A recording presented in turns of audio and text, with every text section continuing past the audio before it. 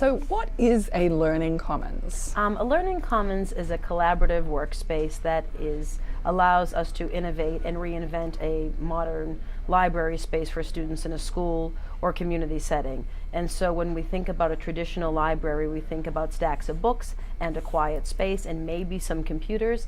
But what we're looking to do is provide a space where students can work collaboratively in a way that is relative to the kinds of research and study that they're doing in this day and age and going forward for the next 10 years. What's wrong with the existing library, really? Can you tell me a little bit more about that? Sure. So physically, there are very poor sight lines. So our current library media specialist, we have students who might be sitting where we are now. We might have students who are working over in the corner.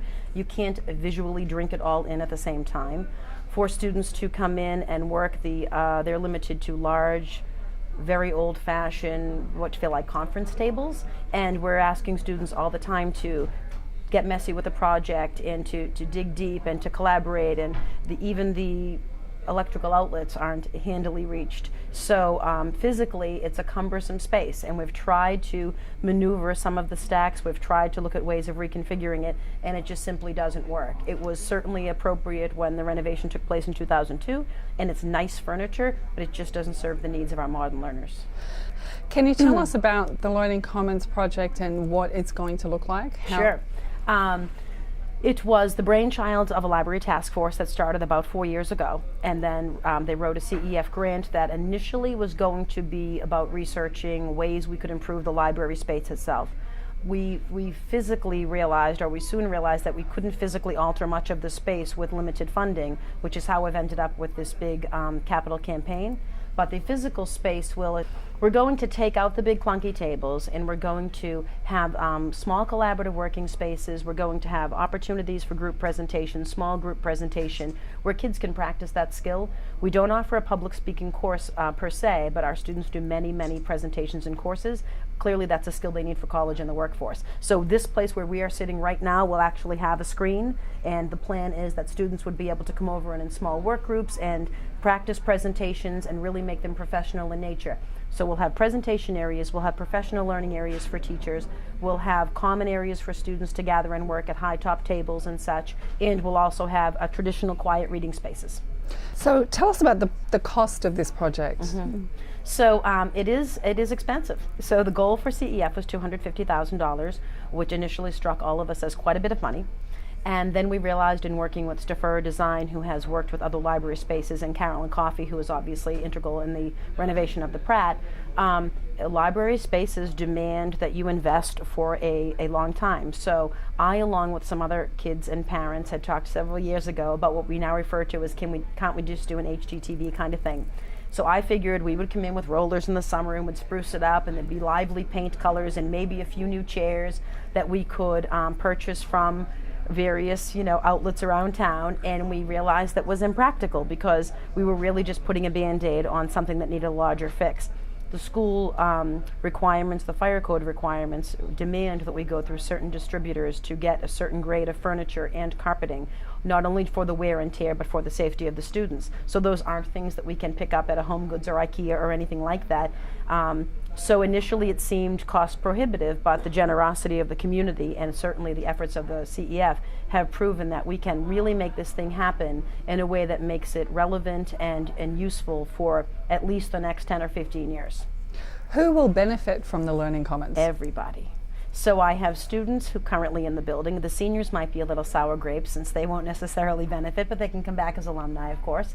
I see all of our students using it. Obviously the students at the Dare Hill and the Osgood will inherit the lovely space in some years' time, but I would hope that the community would use it. It's always been interesting to me that we don't have more community groups that ask to use it, and I assume it's because it's kind of a clunky, unwelcoming space. And even when I host parent meetings here during the course of the year, we kind of jockey for position. Faculty meetings are held in here. That's always a little bit awkward. So I would imagine that we might have scout troops, we might have other organizations when they meet to plan community events. This would be a totally appropriate space for community groups to come in and use. But more particularly with a focus on the students, I would love to see students sign out a space for a study group. Most of our kids are used to working with other students and collaborating at times, but they're quickly going to realize that that is a college survival skill that sometimes we're not terrific at encouraging. And if we could have kids get in the habit of not just meeting with maybe their AP teacher, but students studying for any test to say, ooh, let's sign out the small group space in the Learning Commons from 4 to 6 on Tuesday night, I mean, that's the best use of the space. How would you possibly incorporate this outdoor space, which I think a lot of people don't even know exists? Right. So right now there's an ecology class that uses it for plantings in the spring, and that's a wonderful project, and it's certainly, but there's a courtyard piece right out back of the library that we would put furniture in, and I would certainly encourage students, the seniors have their own courtyard for dining, but I would welcome student groups to be out there on a beautiful day. What's better than sitting in the sun and reading a bit of a book, and being able to talk about that as a group? Students could certainly venture out there to put together photography projects. Right now they often go around the exterior of the building, and certainly kids would be welcome to use it during utility periods and at lunch times, depending on our level of supervision and their ability to be independent and mature in the space, which frankly I think they're quite capable of. And if given clear expectations, I think the kids would welcome the opportunity to be able to just be trusted to come in and work on something in a space that isn't necessarily confined. So have other schools in nearby districts done similar things in terms of moving away from the traditional libraries? People have done traditional things. I know that Hingham was looking into it. I know that the Hanover High School Library overlooks the cafeteria. Theirs is kind of in a transition. They were built about 6-7 years ago, I think. So schools that built it then definitely had a more open feel and a more flexible style of setup. But other schools, anybody looking at a renovation, Marshfield has a new high school, everyone knows this is where you need to be. Why is it so important? Because one of the kind of philosophical things to think about in education is when we want to adapt to the needs of learners, that's ever changing. So we know that students don't learn the same way that they used to in the 21st century, not because their minds work differently, but because their aptitudes are different based on their access to technology and the fact that they grew up with all of that. So one of the anecdotes that I'm fond of sharing is attending a recent conference about digital literacy and empowering students to learn in the 21st century. Acknowledged that for a long time, schools have done an excellent job of retrofitting our current curriculum to include technology that students might find accessible. So we might have students doing a web quest. We might have students demonstrating their learning through a video or through building of a website or something like that. But what we're really doing was adding on to a curriculum that already existed, and a Learning Commons acknowledges that we need to reinvent the way, or acknowledge that we aren't adding on to the way we used to do things. We need to reconfigure everything. We need to rethink it and be honest about the fact that students aren't necessarily going to be required to demonstrate knowledge in the workforce or in college the way we traditionally expected them to. So part of our obligation, I think, is to give them opportunities to be creative and to share with us how they best learn. And that's acknowledging of universal design for learning, and it's acknowledging of all the best practices in education these days. And it doesn't mean that we take everything and throw it away, but it means that students are much more independent and able to articulate to us how they best learn and how they can best demonstrate their mastery of a standard. And so I think that providing a space where students are encouraged to do that on their own alongside of teachers is just honest about the direction of education.